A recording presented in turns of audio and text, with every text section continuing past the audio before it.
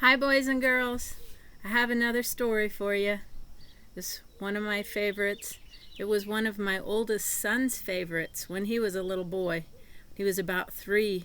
He could recite this whole story to us and act it out as well. It was really fun. It's called The True Story of the Three Little Pigs, and it's written by Alexander T. Wolf. Not really. What it says inside is that Alexander T. Wolf told the story to John Scieszka, and Lane Smith illustrated it. He's the one that drew the pictures. Now, before I read you this story, I hope you all know the story of the Three Little Pigs, like we've all heard it. If you haven't, it goes like this. You're just going to have to trust me on this. There were 3 pigs and a big bad wolf. The 3 pigs decided to build houses. Now, one of them was not very bright, which means he wasn't really thinking clearly, and he decided to build his house of straw. So he built a house out of straw. The second little pig was a little bit brighter, a little bit sharper, thinking a little more clearly, and he built his house out of sticks. And the third little pig, he was pretty bright. He was really thinking, and he built his house of bricks. Well, along came the big bad wolf, and he went to the little pig's house made of straw, and he knocked on the door, and he said, little pig, let me in." And the little pig said, "Not by the hair of my chinny chin chin." And the big bad wolf said, "Then I'll huff, and I'll puff, and I'll blow your house in." Well, of course, because it was made of straw, that's exactly what happened. He huffed and puffed, and he blew the little pig's straw house in. So he went to the next little pig's house, the one that was made of sticks, and he said, little pig, let me in." And the pig inside said, "Not by the hair of my chinny chin chin." And the big bad wolf said, "Then I'll huff, and I'll puff, and I'll blow your house in." Well, it took him several huffs and puffs, but he did finally blow down the house made of sticks.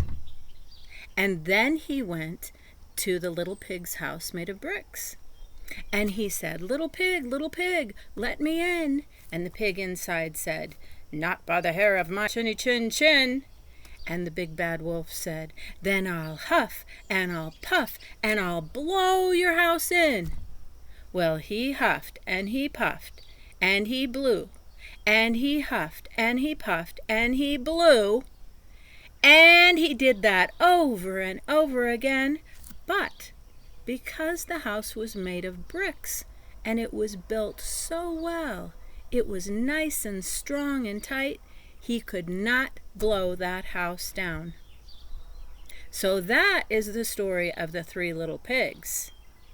But this is the story told by the wolf, and he has a little bit different version of the story. The true story of the 3 little pigs, as told by Alexander T. Wolf. Really, it was written by John Scieszka. Everybody knows the true story, the story of the 3 little pigs, or at least they think they do. But I'll let you in on a little secret. Nobody knows the real story, because nobody has ever heard my side of the story.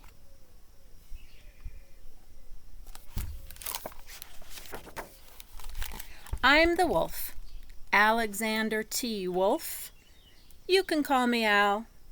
I don't know how this whole big bad wolf thing got started, but it's all wrong.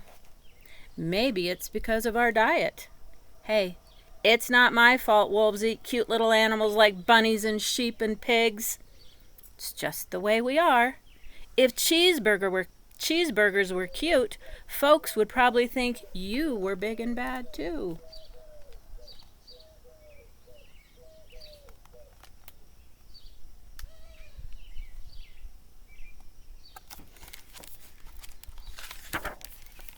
But like I was saying, the whole big bad wolf thing is wrong. It's all wrong. The real story is about a sneeze and a cup of sugar.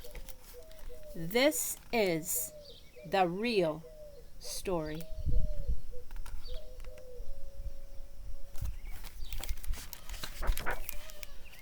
Way back in Once Upon a Time, I was making a birthday cake for my dear old granny, and I had a terrible sneezing cold. Well, I ran out of sugar.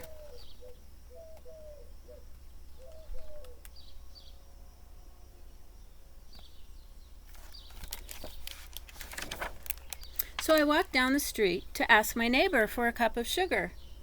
Now this neighbor was a pig, and he wasn't too bright either. He had built his whole house out of straw. Can you believe it? I mean, who in his right mind would build a house out of straw?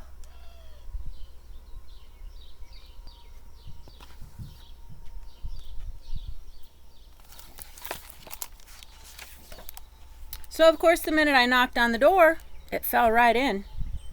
I didn't want to just walk into someone else's house, so I called, "Little pig, little pig, are you in?"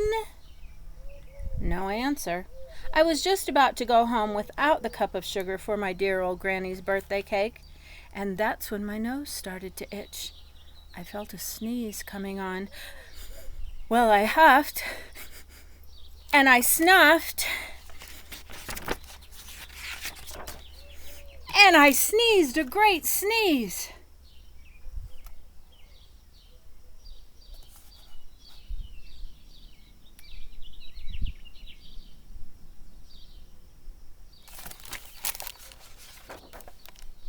And you know what?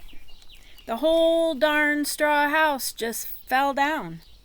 And right in the pile of straw was the first little pig, dead as a doornail. He'd been there the whole time. Well, it seemed like a shame to me to leave a perfectly good ham dinner lying there in the straw, so I ate it up. Think of it as a big cheeseburger just lying there.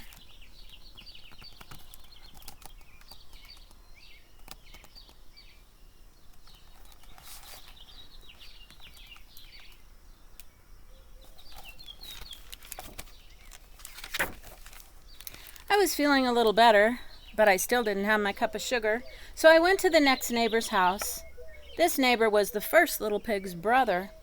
He was a little smarter, but not much. He had built his house of sticks.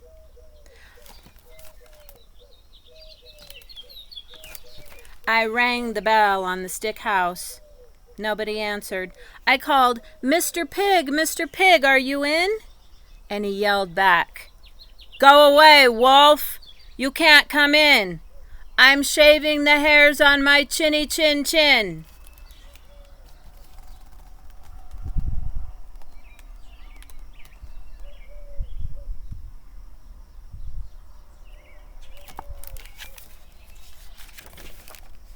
I had just grabbed the doorknob when I felt another sneeze coming on.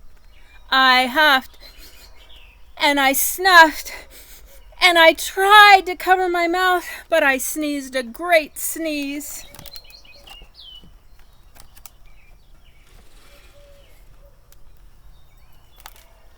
And you're not going to believe it, but this guy's house fell down just like his brother's.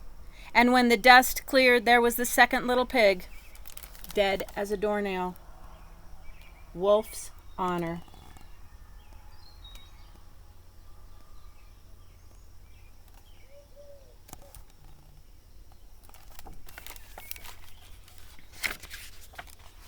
Now, you know, food will spoil if you just leave it out in the open, so I did the only thing there was to do.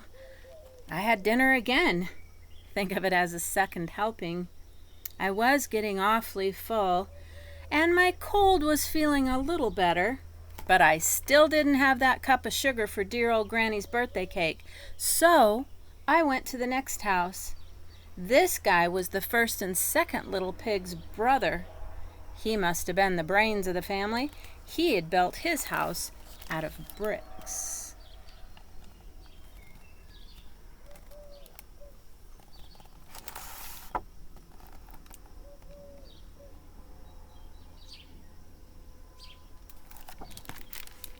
I knocked on the brick house, but got no answer. I called, Mr. Pig, Mr. Pig, are you in? And do you know what that rude little porker answered? Get out of here, wolf, and don't bother me again. Talk about impolite. He probably had a whole sack full of sugar in there, and he wouldn't even give me one little cup for my dear sweet old Granny's birthday cake. What a pig. I was just about to go home and maybe make a nice birthday card instead of a cake when I felt my cold coming on. I huffed, and I snuffed, and I sneezed a great sneeze once again. And then the third little pig yelled, and your old Granny can sit on a pin.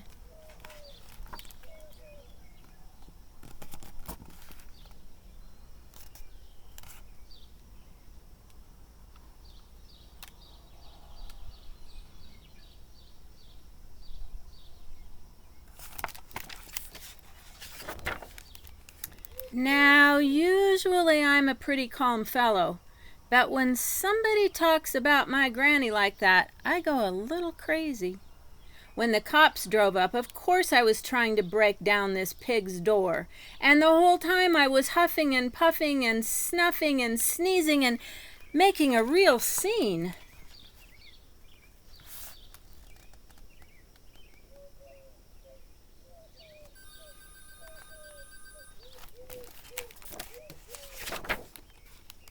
And the rest, as they say, is history. The news reporters found out about the two pigs that I had for dinner. They figured a sick guy going to borrow a cup of sugar didn't sound very exciting. So they jazzed up the story with all of that huff and puff and blow your house down stuff, and they made me the big bad wolf. That's it. The real story. I was framed.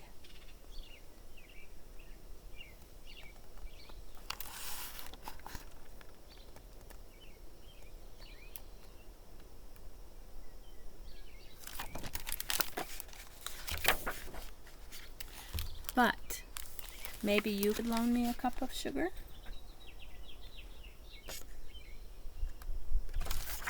Such a silly story, isn't it? I don't know which version is the truth. I think they're both make-believe stories, but this one is kind of funny. So I hope you enjoyed it. Today I'm going to teach you how to draw a pig. And maybe you'd like to draw 3 pigs. Whatever suits your fancy. So go ahead and get your paper and a pen, a Sharpie pen or a pencil or a crayon or whatever you're using today, and we'll draw a pig. Let me turn my camera here. Get my pen out.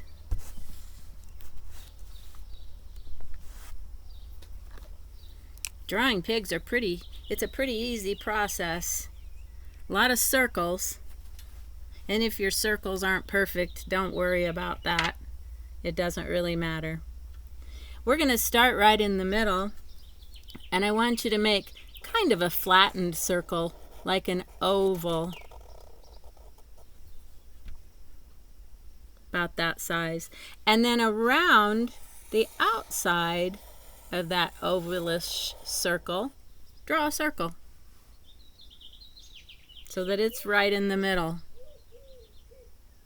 And then I want you to start kind of close to that circle.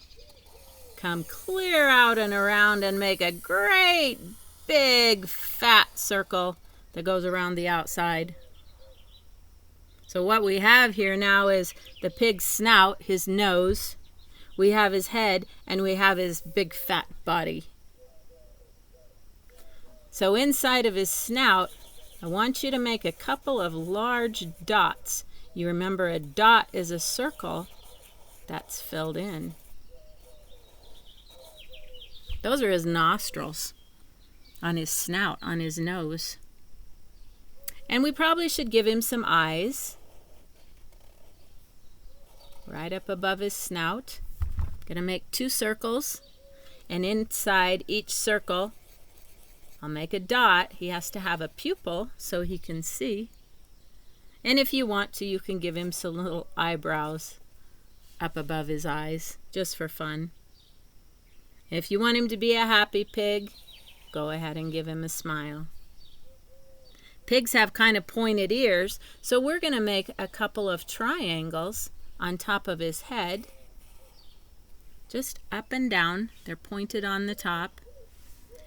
And they have sort of short legs with hooves on the bottom. So the way you make those is to come down a little ways, go up and down again, and then back up to his body. I'll do that again. They have 4 legs. There's the front 2, and the back 2 are going to look a little bit shorter. When things are further away, they look smaller. So I'm going to make the 2 back legs back there. And then I'm going to put just a little curve above the bottom of each foot where his hoof will be. And if you want to, you can color those hooves in with your pen or your Sharpie or your crayon, whatever you're using. You'll want to do that on all 4. Pigs are funny animals. They're actually really fun to watch when they're little piglets. They love to run and jump and play. They're so cute. They love to play in the mud. They love to roll around. They really are very cute. Pigs come in all different colors. If you live on a farm, you know that. If you've ever gone to the fair, to your county fair, you probably see all different colors of pigs. And pigs have a curly tail. It's so cute. So back here, coming up from behind the back of his body, I'm going to make a little curl. Whoop, whoop, whoop. Now if you want to, you can draw more pigs. Like I said, you can draw the 3 little pigs if you want to, since that's what our story was about. This is the one that I drew. And I put my horizon line in, jumping over each one of the pigs and going clear off the edge of my paper. And I colored them in all different because pigs are all different colors. I put them in some mud because I know they like to play and roll in the mud. And then I signed my name on the bottom after I colored it all in. So enjoy. I hope you liked this story, and I hope you have fun drawing some pigs. And I'll see you next time. Bye-bye.